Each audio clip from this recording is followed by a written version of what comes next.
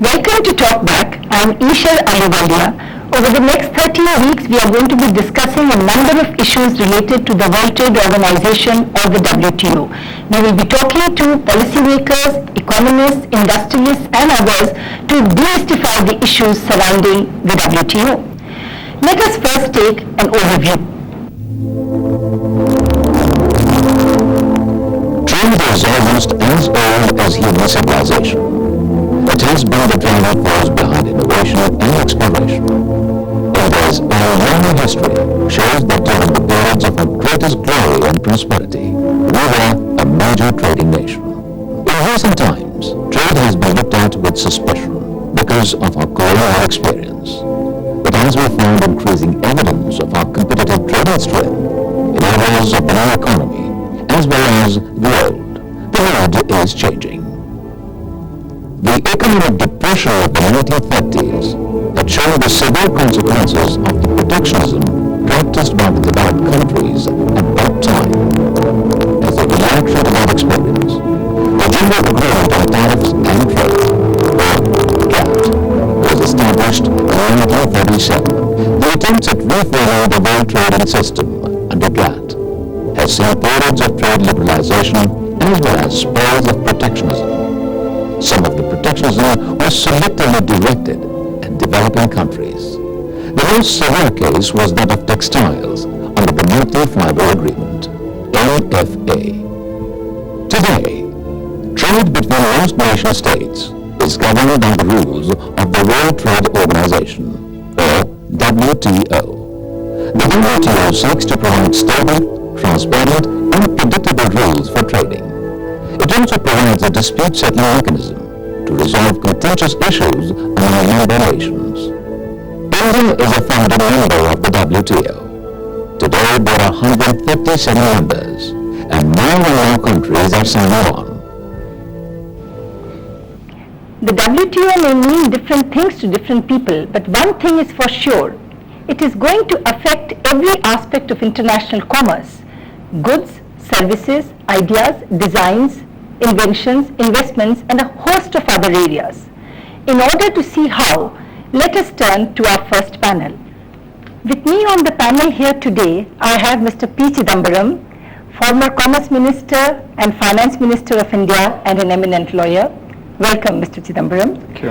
And we also have on the panel Mr. Yechury, a highly respected member of the CPI-M. Greetings. Now, as we talk about the WTO, one approach that one hears is that WTO is there to stay, so we might as well learn to live with it. But if we had a choice, is India better off with the WTO than without, Mr. Chidambaram?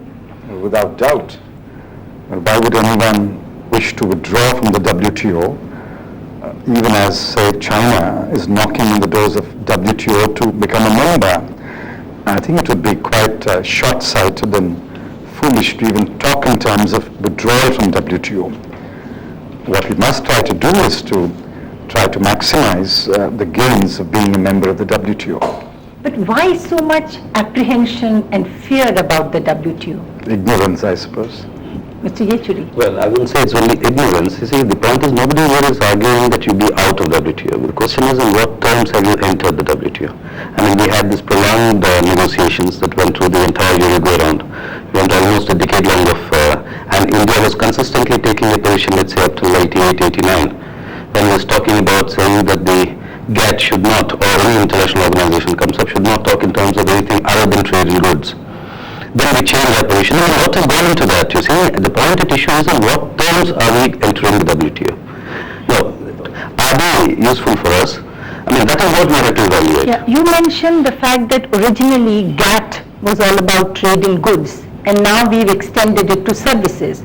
Now, I would have thought that services is the big thing that is happening in world trade, and that is an area in which India has tremendous strength. So do you think it is to our disadvantage that services have been brought in to the WTO? No, not at all. India's GDP today comprises almost 47% of services. Most GDPs of most countries, a very large proportion is services. It may be that we had a comparative advantage at one point of time in, say, some segments of agriculture, in some segments of industry, but surely India has and will have a comparative advantage in many, many services.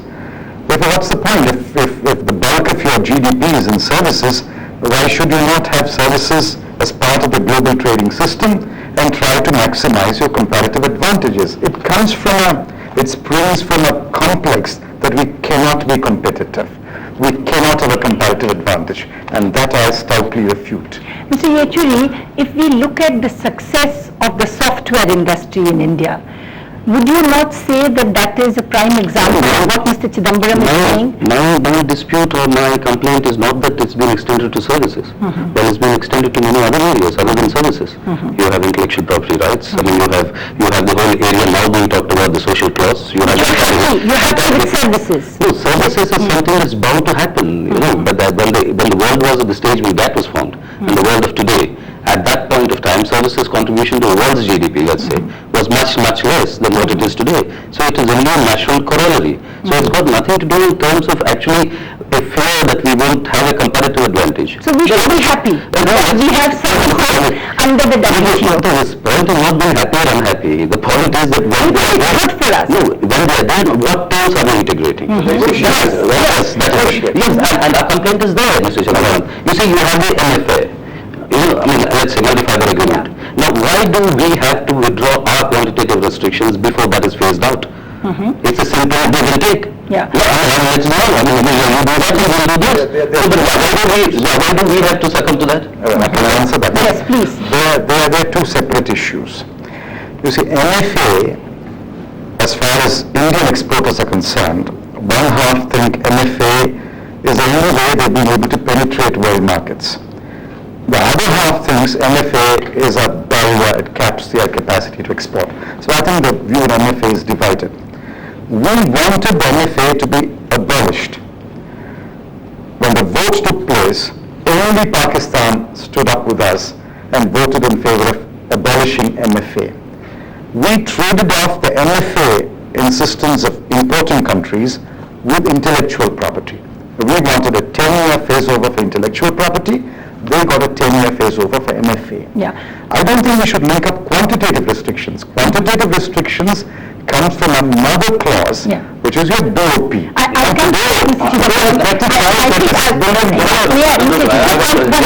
just want to clarify that we've been talking about the multi-fiber agreement on textiles, and your point is that that agreement is backloaded, where the developed countries have restrictions on imports from developing countries, including India. And what Mr. Chidambaram is saying is that we conceded on that in order to get something on the intellectual property rights. We gained more time.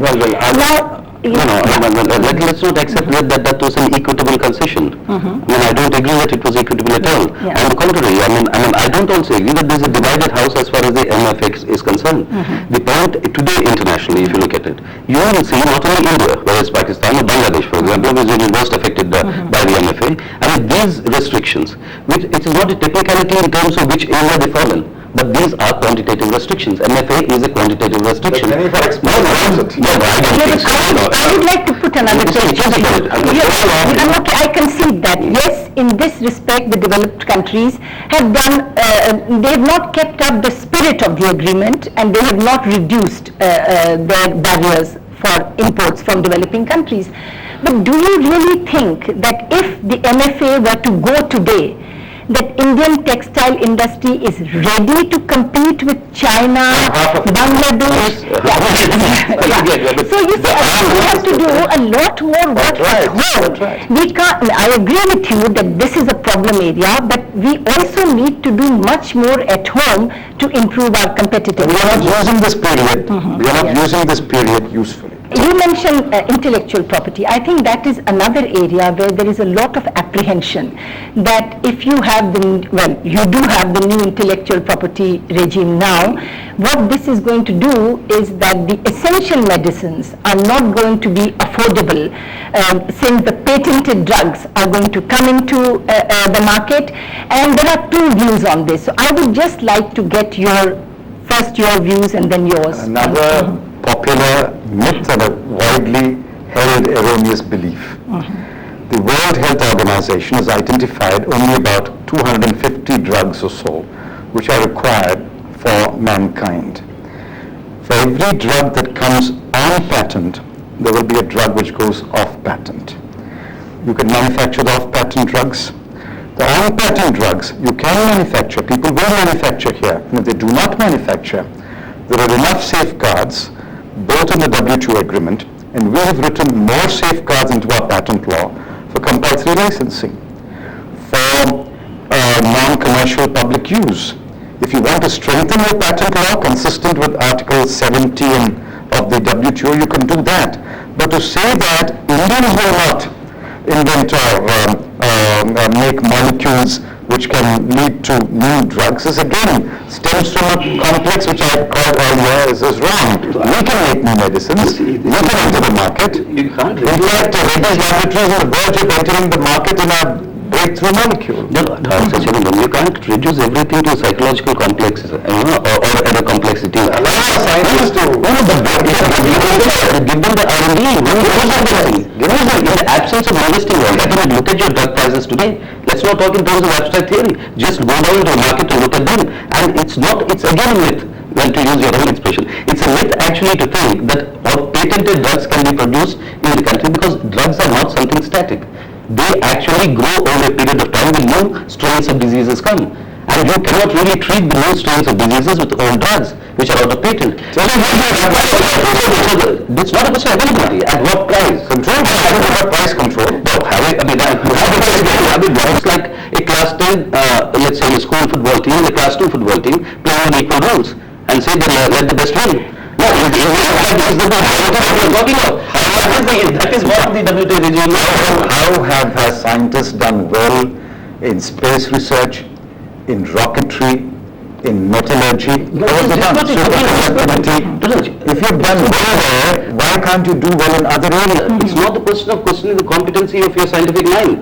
I mean, I think we have the best in the world. But the question is translating that competency into a production process. That's not a domestic issue. No, that is a domestic issue. That domestic issue, when you are weak, what terms will you enter onto an international agreement? Don't have my point. That is why I draw the analogy. That will be a class 10 team and a class 2 team. You enter and play the game. It's still a class 10 team and a class 10 team. One class 10 team has good shoes, good equipment, good trainer. The other class 10 team does not have shoes, equipment, and trainer. Find the trainer, find the equipment. Don't say class 10. No, but let me ask you, another major apprehension on the WTO is about food security. You know, there is this fear that all hell will break loose if you have trade liberalization in agriculture, and food prices will increase and our poor will not be able to afford this food.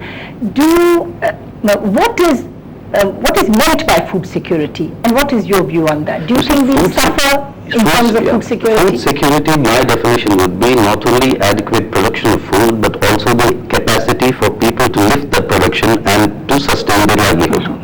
Now, this is something connected not only with the economic production aspect of it, it's also got a distributive aspect of it, which is nothing wrong with any international organization. It's our business at home. Okay, we have to decide that. Now the question at the moment what you are asked is that removing quantitative restrictions in agriculture. Now this is going to, in my opinion, have a very adverse effect on Indian agriculture, and particularly your peasantry. And the results of it are beginning to be seen already. I mean, since you take the instance of, let's say, coconut today in Kerala. You take the question of, this is not part of the cures, but once you put sugar in oil, look at your sugarcane and the sugar mills and the You should look at individual crops. No? You should look at agriculture potential as a whole. If you look at The question I ask you is that if the European countries are forced to reduce their subsidies to their agriculture, is it not true that our agriculture will be more competitive and we can exploit that potential? I think this is where one of the biggest lopsided myths about the WTO is there. You are told that your subsidies cannot cost 10%. They are told that they have to reduce their existing subsidies by 20%. In the USA, for example, by their own calculations, from 84 they will come down to 64%, but you cannot cost 10%. So what competitiveness are we talking about? Let us be honest with ourselves. I mean, in their own documents, I mean, this is what it is. Do we have competitiveness in agriculture or not? I think we're sitting today on a mountain of sugar, on a mountain of wheat, a mountain of rice. Do we have food security? By going by Mr. Yechury's definition, we do not have food security because we don't know how to distribute it. Take, for example, the mindless increase in the PDS prices and the withdrawal of 35 paise. I think it's a complete policy distortion. Be that as it may. No, I agree with you. Be that as it may. The US government did reduce PDS prices because that's the root issue of food security. But I think our agriculturists deserve and need world prices. I don't think there can be any argument that your farmer deserves to get world prices. If you want your consumer to get food at lower prices because many of them are below the poverty line, that is a separate issue. You don't load it to the farmer. You take it on the state exchequer and take the subsidy on the state budget and say, I will provide food at a cheaper price. But don't deprive your farmer of world prices. Today we can export sugar. Now, what is the need for any quantitative restriction there? If you want to do anything, you can do it by tariff adjustments, raise the tariff, lower the tariff in order to take care of changing situations. But if you have a long-term policy where you will give your farmer world prices, our farmers will produce enough for ourselves, subject to our ability to distribute it, and feed half the world. Over a period of time, in the next 10 years, less than 1% of Europe, 1% of America is going to be engaged in food production. You will be able to export to many countries of the world. I think we are caught in a net of our own fears. These fears will go once you open up. The tariff mechanism is adequate and effective to take care of any aberrations, any shocks. We have agricultural experts going into this question of where does our comparative advantage lie, and this is very good, but I do want to move on to some other issues which are also very emotional, and one of those is this whole question of the removal of QRs on industrial products. And April 2000, as you know, we have more than 700 items on which quantitative restrictions on imports will go. And the small scale sector is up in arms saying they will be wiped out. What is the government doing to prepare industry to face this competition? Do we have a choice? Should we, give them very high protection at this rate? What should we do? Well, I think a degree of protection must be given. But the numbers that are being talked about, I think, are terrible numbers. We can't talk about 80% protection and 60% protection. Yes, in some areas you might want to protect them up to about 30% or even 35%. In very critical areas where you require a slightly longer period of adjustment, you can go up to 40%. If you tell industry, this is the protection, this is the phase-out period, I believe industry will adjust itself. Industry in India has become more competitive in the last 7 years. There's no gainsaying that. Every segment of India's industry has become leaner, has become more competitive, shed fat, and certainly will become more competitive in future. Share your optimism, actually. I've got a fundamental problem here, you see. The GATT tells you that if you have a BOP problem, you can take request to the sub and maintain the QRs. Now, our government's problem is, since you've been tom-tomming, that we've got about 30 now, how much is it? 36 billion dollars of foreign exchange reserves. So it looks patently ridiculous in the world to say that you have this BOP problem. But look at it, I think a serious mistake is being committed by the country and the policymakers. Out of this so-called foreign exchange reserve, everybody admits today, much of it, or the bulk of it, is what your hot money is about, and which is something that you really cannot use it. Yes, I mean, and if it is low, then I would like to know what is the government doing. Is it a miser storing this money? If it's something that can use it, then why don't you use it? Why don't you invest it? The fact that you are not able to touch it, it just remains there, is something because you dare not touch it because of the flow problems and the happening that it is. Now, I would like them to argue. Smaller reserves and then keep the QR. No, why smaller reserves? I'm saying invoke your BOP clause. The WTO doesn't talk of your reserves. It talks of the BOP problem. Foreign exchange is a flow. And if you look at the flows, your Foreign Exchange Regulation Act, your QR regime, your anti-liberal economic stance led you to a situation where you came down to a level of $1 billion of foreign exchange. Opening up exports and imports, opening up investments, FII, FDI, has given you today $36 billion US. Believe me, in 96, when the UF took over, we had about, I think, $18 billion.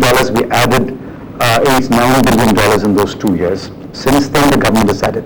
Every time the prophets of doom have said that our reserves will vanish, every year we're adding $3 billion and $4 billion. Believe me, in the next 4 or 5 years, our reserves will touch $50 billion. And in 10 years, the reserves can easily touch $100 billion. And then what happens? We don't have a BOP problem, that's all I'm trying to say. But your figures that you dish out to the country, It's a no, as a flow, But Mr. Yechury, why is that flow not being used? But tell me, We're using it, we're making it available for imports, we're making it available for travel, we're making it available for foreign investment. tell me, how long will you protect inefficiency in this manner? I don't buy this factor of inefficiency. You see, I mean, what is efficiency and efficiency? Ultimately, what is its objective for? I mean, what do you want to Why should I, as a consumer, be paying 3 times as much for a product because you as government say that I will not allow an imported commodity to be bought at 1/3 the price. You must buy from a domestic producer and that to a small scale producer. Because Why? to invoke your right, we are in fact creating problems for many other people who are there in the production process. You are talking about the workers in the production process. How about so many who are unemployed who cannot participate in the production process because you won't let them grow with these I'm not policies? talking of the workers alone. I'm talking of the people in our country. The people in this country are not willing anymore to be told that you cannot buy Elementary logic is, elementary logic that if you are going to close down production here of some units saying it's more efficient to import it, the jobs are being lost here. No, they will move to other more dynamic. Which are you? Oh, there are so many. Yechury is doing very well. Baba is doing Can I say well. something? Yes. Can I say something? No, I think it is one fallacy. If I can point it, gems and jewelry, everybody keeps talking about doing very well. Gems and jewelry is also your largest import bulk here, and then it's an exporter. It gives you jobs. But your net exporter, let me organize, is the governments. On which there are restrictions. I mean, If you tell me that there is this segment where there is a danger that by removing QRs, jobs will be lost, that's a valid argument. If I had anything to do with government, would certainly give them a measure of protection that they deserve for a period of time that they need. That has nothing to do with the fundamental argument that Indian industry has become more competitive and will become more competitive only when you abolish the QR regime and replace it by a tariff regime. Our government, the previous government, the present government, all our domestic policy failures are being loaded on the WTO. Let's recognize that domestic policy failures cannot be palmed off in the WTO. Take the WTO regime, make your domestic policy good and efficient. If you can't have a good domestic policy, why blame the WTO? Now, I think I would like to move to the real problem area of the WTO, which is the social clause. The question of labor standards, imposition of environmental standards on developing countries, which are perceived by many as really non-tariff barriers that the developed countries are imposing so that we cannot remain as competitive as we would otherwise. And there again, the question is, do we fight from within, or what option do we have? What would be your view on this linking of labor standards with trade? You see, the majority view in this country is that labor standards and environmental standards ought not to be linked to WTO. but there is an articulate minority which passionately argues among trade unionists, among environmentalists, that unless there is some kind of pressure, international external pressure, we will never measure up to good environmental standards and labor standards. I don't think we can resolve that debate here. All right, we can put off the day when WTO will interfere in these matters, but you'll have to face these issues on the ILO. You have to face these issues in other fora. I think the best is to use this time, to buy this time in order to prepare this country to move to labor standards and environmental standards which are acceptable, which are humane. You cannot have subnormal labor standards, subnormal environmental standards, and yet tell the world, it's not your business to poke your nose. We will not reform, and you will not tell us what to do. Why don't you have a good policy where your standards in labor and environment will become acceptable to the rest of the world and even to your own people? It's a noble thought. I mean, there cannot be any dispute on that. But the point is on the practical aspect of it. Now, you see, the entire question is that yes, we want child labor abolished. I mean, that's one of the important things that we want the environmental standards to be made. But that is where the link-up between saying that we cannot blame the WTO for what we cannot do internally. The point is that things we are not able to do it internally. Do we accept those? If you do that, then there is also the other danger. Look at the other point of a large number of people losing their jobs as a result of accepting these clauses. So while there is no dispute that domestically you have to clean this up, and that is something all of us would want and all of us have been asking for and striving for. But the question is, in the meanwhile, accepting these clauses, what impact will it have on you? And that would be a negative and adverse impact, socially and economically, as far as India is concerned. No, but I think the point that Mr. Chidambaram is making is, he is also recognizing that, but he is saying we should use the time while we negotiate. Some amount of pressure from outside. These are foreign pressures, good for the foreign side. So would it be fair to say then that we all agree that India is better off being a part of the multilateral trading regime? I think that's the question. What we need to do really is to use our economic power and all our negotiating skills Let me put it this to way. get the best out of the system. I think we are now part of a more complex, more demanding world. What we need is to upgrade our own skills to deal with this world. There's no point taking an ostrich-like attitude. Our own incompetence, our own domestic failures cannot be loaded in the WTO. I'll paraphrase it wonderfully. I mean, the point is nobody today can argue. I mean, not that is arguing, can argue to either insulate or isolate India from the rest of the world. I mean, that's a ridiculous position. But the position is on what terms will this integration be possible? Yes. At those terms, we must get the best out of it. Absolutely. And for that, we have to work. And our complaint has been that more often than not, you're not been getting it. That we can debate. But we have to, this is the perspective with which this integration with the world economy, whether WTO or any other aspect of it, will have to be made. Yeah, thank you. We are all agreed then that India must become an active member of the WTO. We must use our economic power and all our negotiating skills to gain maximum advantage from the WTO.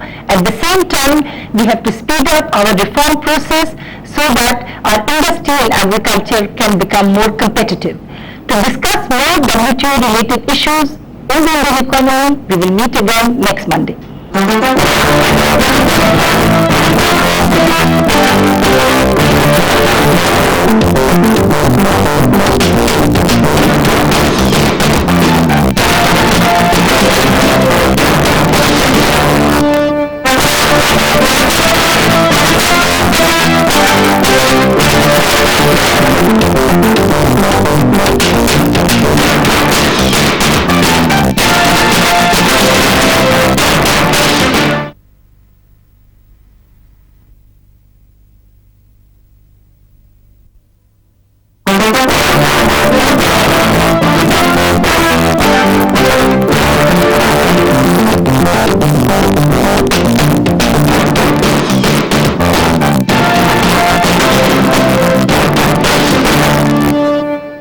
Welcome to Talk Back. I am Yechury Ahluwalia.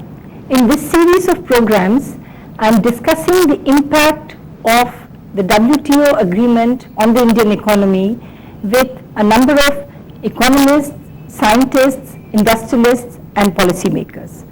Today, the subject of our discussion is WTO and Indian agriculture. To discuss this with me, I have two eminent political personalities. I have here with me Mr. Sompal, Member Planning Commission and former Minister of Agriculture in the Government of India. Welcome, Mr. Sompal. And Mr. Ramakrishna Hegde, a very well-known political personality in the country. Mr. Hegde has been former Commerce Minister in the Government of India, former Deputy Chairman of the Planning Commission. He's also been Chief Minister of the Government of Karnataka. But first, we must take an overview. Agriculture has always been the mainstay of the Indian economy. It contributes 25% to our gross domestic product and implies 2/3 of our workforce. Today, with over 1 billion mouths to feed, agriculture is of vital importance to us. A major achievement of India's post-independence economy is that we are now self-sufficient in food grains. Dependence on foreign imports, which continued till the late 60s, ended with the success of the new agricultural policies which stressed the need for improved technology. Farmers were encouraged to use new seed varieties and fertilizers on irrigated land. Price support systems for farmers and subsidy on irrigation, power and fertilizers have also helped foster agricultural growth. Today, we are not only self-sufficient in food grain production, but even export wheat and rice from time to time. Now the concerns are on high stocks of food grains and related storage problems. The focus is on better public distribution and efficient delivery systems. The World Trade Organization, or WTO, seeks to provide a better multilateral international trading system. The challenge to all member countries, particularly in the developing world, is to negotiate a suitable trading regime for agriculture.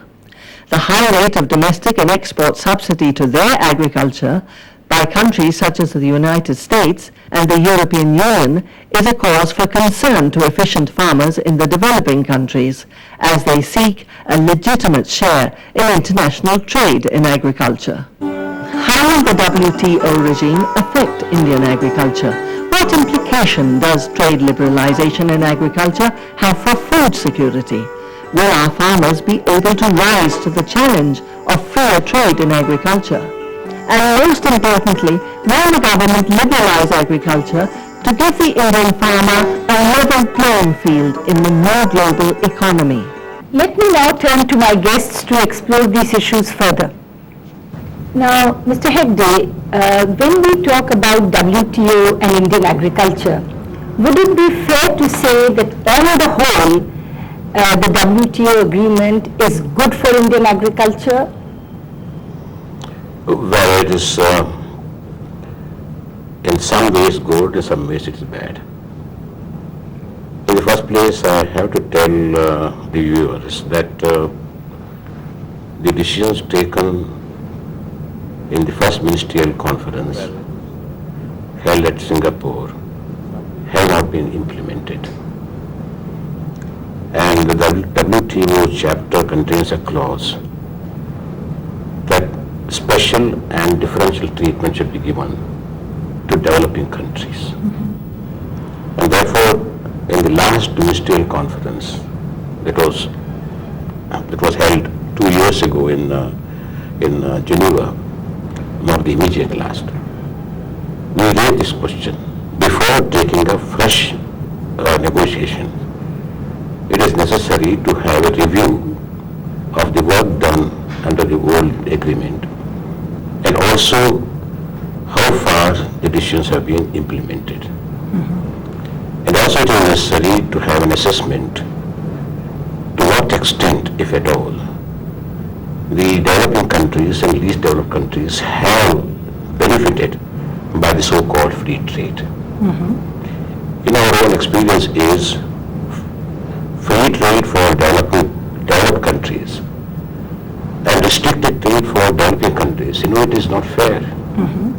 And so where agriculture is concerned, I think we must say proudly, if I may say so, that India is an agricultural country and agricultural economy. we may not feel ashamed of it. Because we are in a position today to feed the whole world. At the moment, we are producing about 200 million for grains. China is producing about 500. We can produce if we give so much export. Yeah. We don't need that much of food grain. Do you share that assessment, Mr. Sompal?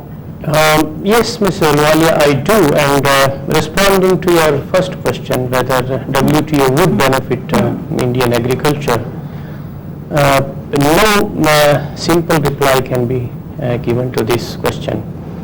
WTO does throw a big challenge for Indian agriculture, and it provides a huge opportunity as well. So this will depend on how we meet the challenge and how we seize the opportunity.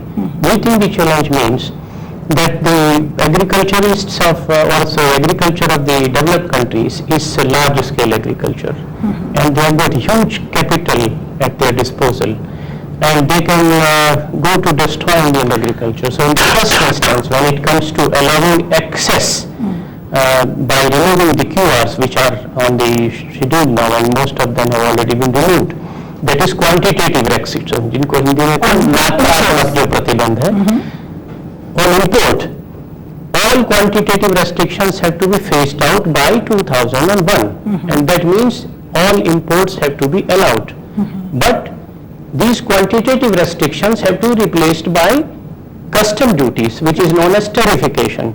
So my view is that our food security should be of prime concern to us, and in the first instance, whenever we are removing the quantitative restriction on imports of agricultural commodities, immediately we should erect the maximum possible custom duty, that is tariff walls, to protect Indian agriculture. And unless there is an event of a shortage, like we have to import pulses, legumes, or oil, edible oil, on those commodities we can have lower tariff for the benefit of the consumer. Otherwise, to protect Indian production system and to keep all production of at least food grains and essential commodities adequate for our own consumption should be the first concern. Yeah, no, but there is a fear in people's minds that if we have trade liberalization, there will be a flood of imports and Indian agriculture will be wiped out. Now, is that fear justified? Well, I do not subscribe to that fear, provided, we take appropriate decisions and we stand firm so far as our interests are concerned, for the protection of our interests. The developed countries have 101 excuses or grounds they provide to restrict the import of goods, including agricultural goods, from developing countries. I'll give you one small instance, you may laugh at it. We were exporting fish, and it was a part of large quantity to European Union. They suddenly they took a decision to ban the import of Indian fish. What is the ground? The ground is that the fish were not washed in clean water. They cannot be a silly thing. So in my speech, in the WTO conference, and what do you expect? You expect us to wash fish in mineral water?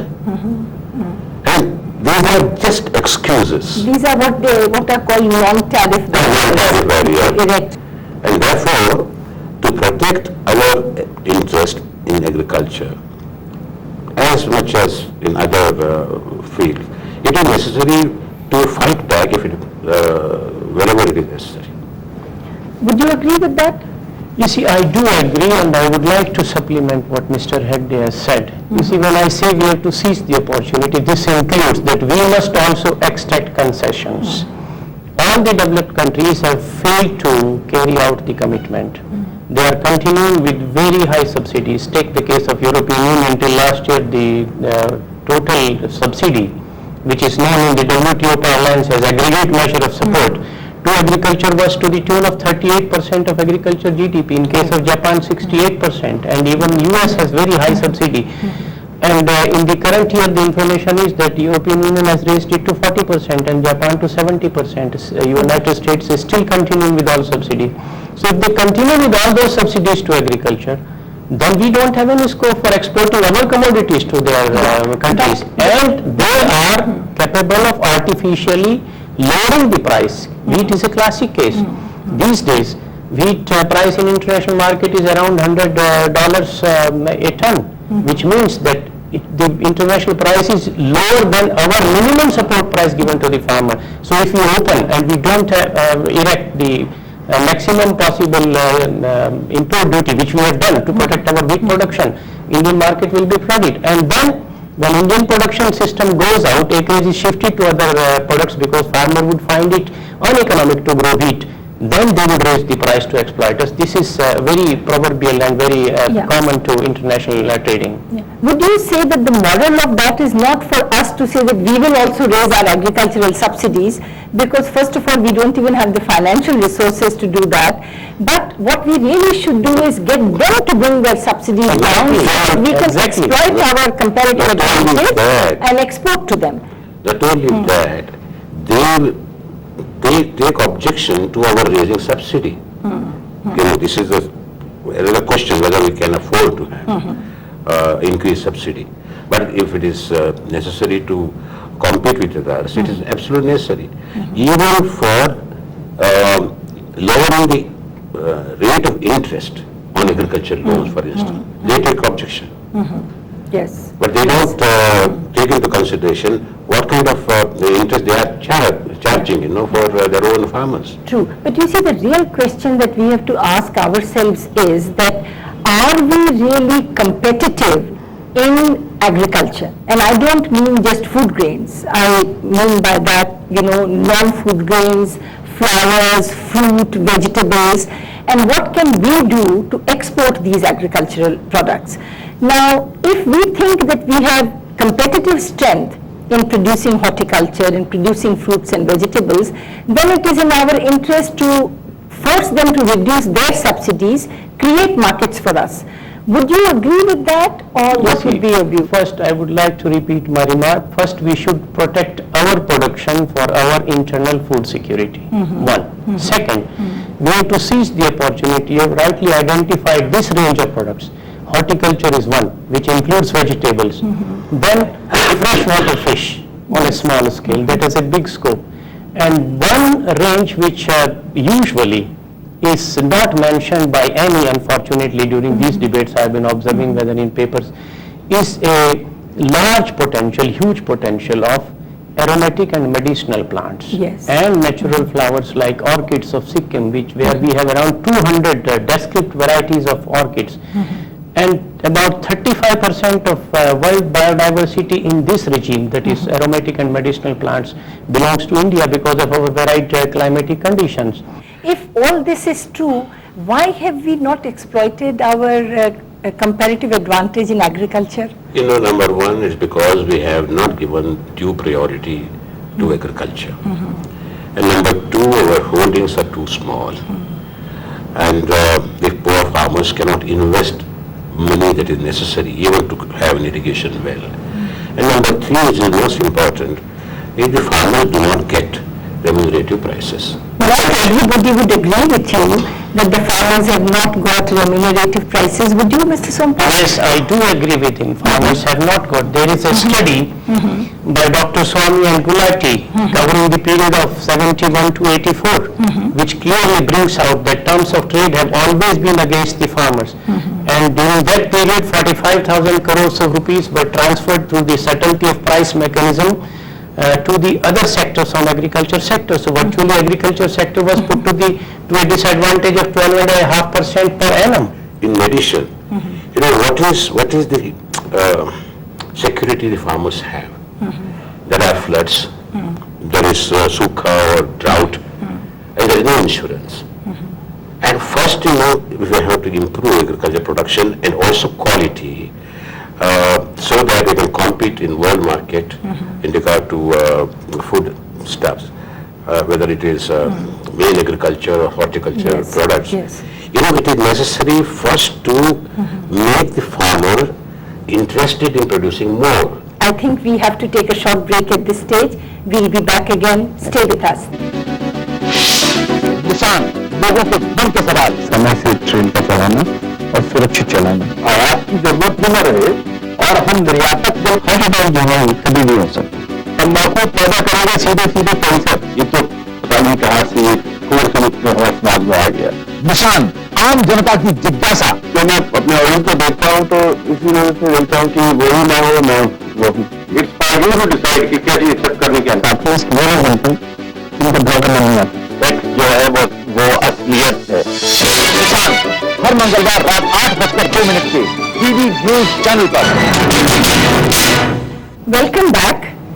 We resume our discussion on WTO and Indian agriculture with Mr. Ramakrishna Hegde and Mr. Sompal.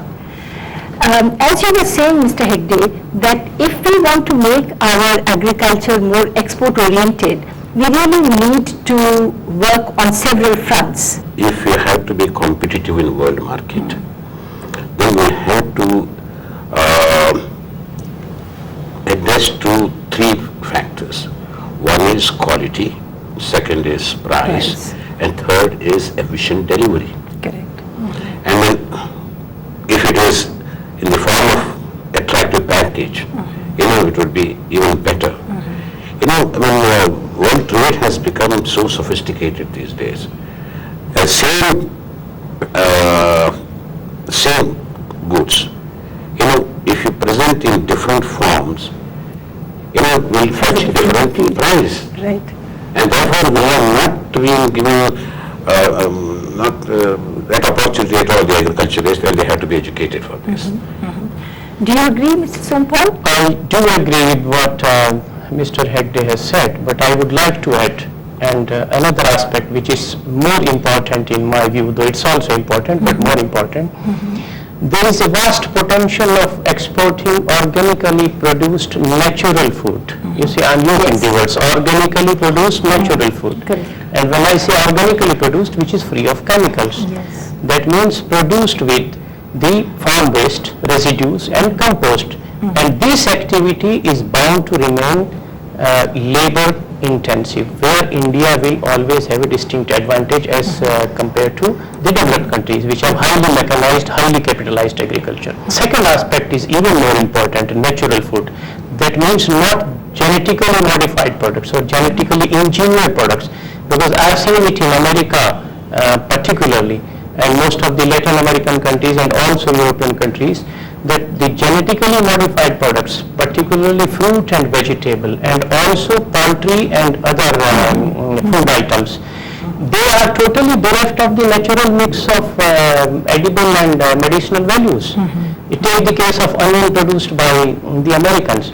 The size is as large as a lota in the Indian language, but if you cut it, and being a housewife you can appreciate that a lot of water goes out, and the mere fact that they are producing say 70 tons as compared to India's 20 tons means that they are selling water in form of onion. Our small onion with lower weight and lower production has more edible value.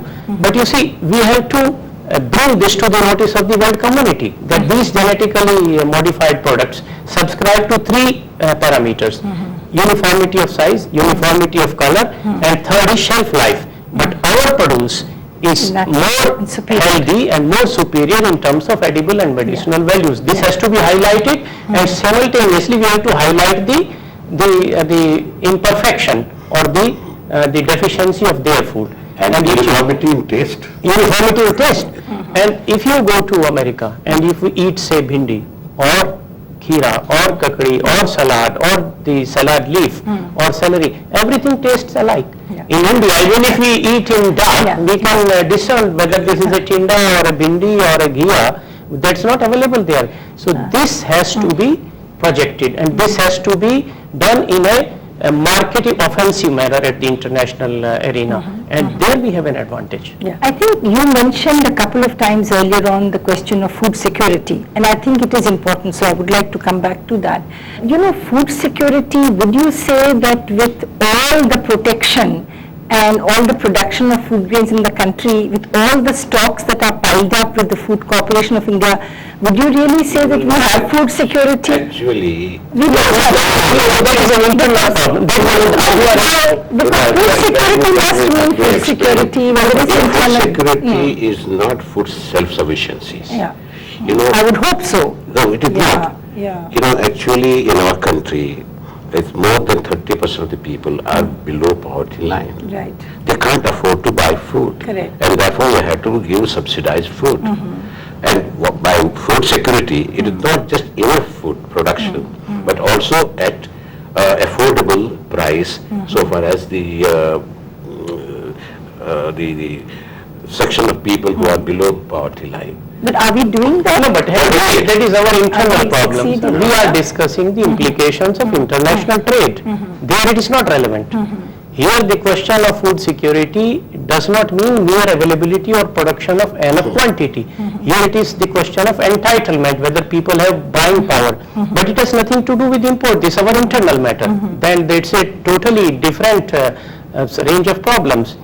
We are talking of the implications of international trade and freer trade, not free but freer trade, which it is hyped to be and which it is not, because Western countries have not lowered their subsidies, while we have only, at no point of time, India had more than 10% of agriculture GDP as subsidy. Currently it is less than 9%. No, that's true. That And is they are still continuing with as high as 40% and 70% in case of So East. that is where we have to fight. Therefore, You agree. Yeah. therefore we must keep our food production so much as to cater to all the needs. Even now we are chronically short of edible oil and pulses we have to Pulses. import.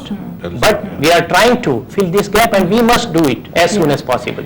Now, let me ask you another question. You know, when we talk about WTO and we talk about developing countries, developed countries, you know, today there is really no such thing as a developing country bloc or a developed country bloc. Countries are going by their self-interest, and there are blocs emerging, whether you have the EU bloc or the Cairns group. What do you think? Where does our interest lie? My very, very strong suggestion is that India also should have such a bloc. We should have understanding with our neighboring countries, SAARC countries and South Asian countries, and we must have a common market. But that's an ideal situation, Mr. Hegde. Do you really think it's a realistic It proposition is for possible. us It to was have? possible. You know, some years ago, nobody would ever thought that European Union will become a reality. And if we start now and convince all these countries that it is in our mutual interest to protect our own interest, it is necessary, they will agree. And I must plead for a common Asian market.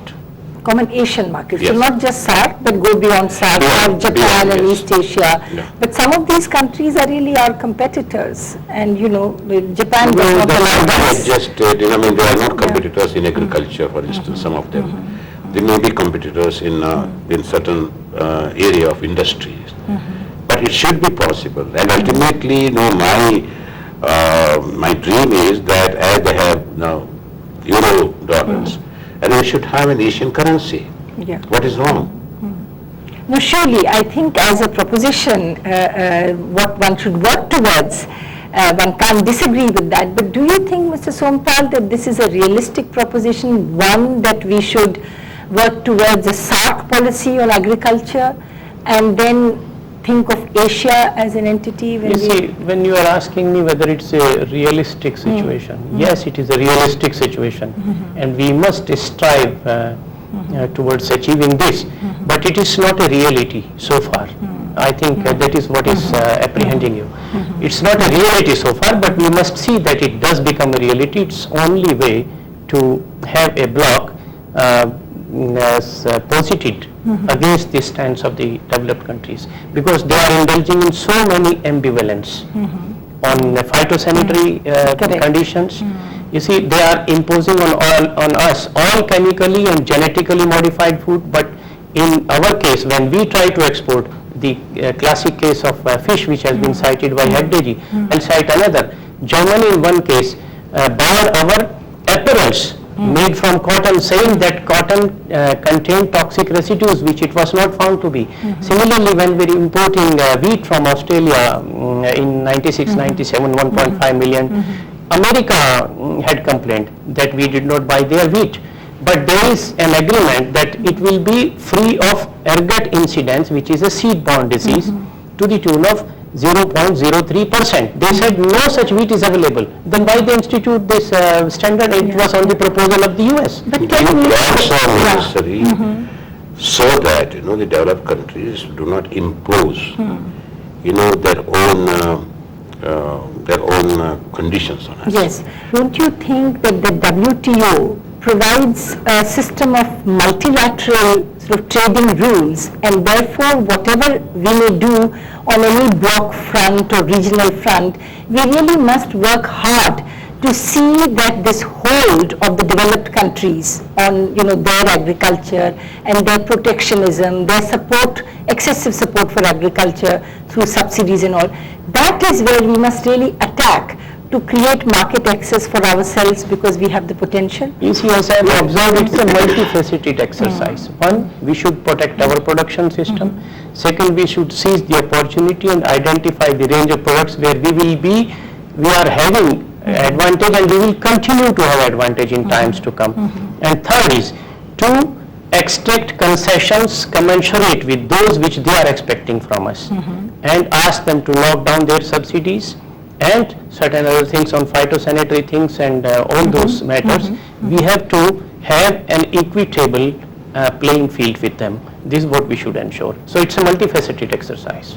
One of the objectives is to integrate the least developed countries with the multilateral trading system. That is one of the objectives of WTO. Nothing has happened in that.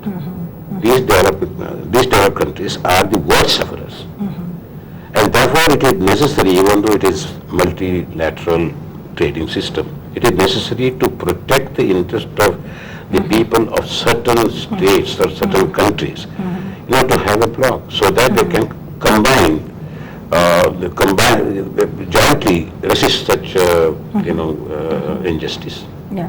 So I take it that we are agreed that while we operate both on the domestic front to improve the performance of our agriculture, and we also see to it that the least developed countries have a better say and better result under the WTO agreement, that we really must engage ourselves and be proactive in dealing with the WTO if we want the rightful place for Indian agriculture in the world trading system. Yes, Madam, another dimension. You see, on the one hand, we are undertaking to integrate our economy into the global economy.